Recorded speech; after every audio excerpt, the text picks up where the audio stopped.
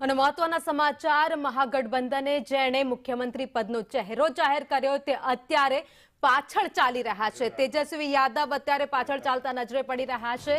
સતીશ યાદવ સામે તેમની ટક્કર છે। બિહારના રાઘોપુર બેઠક પરથી સતત રસાકસી ભર્યા પરિણામો સામે આવી રહ્યા છે। 11મા રાઉન્ડના અંતે તેજસ્વી યાદવ ફરી પાછળ જોવા મળ્યા છે। હમણાં થોડી જ વાર પહેલા સતીશ યાદવ પાછળ હતા, તેજસ્વી યાદવ આગળ હતા, પરંતુ ફરી એકવાર પરિણામો બદલાયા છે અને તેજસ્વી યાદવ અત્યારે પાછળ ચાલી રહ્યા છે। ભાજપના સતીશ કુમાર અત્યારે આગળ નીકળી ગયા છે તેમનાથી।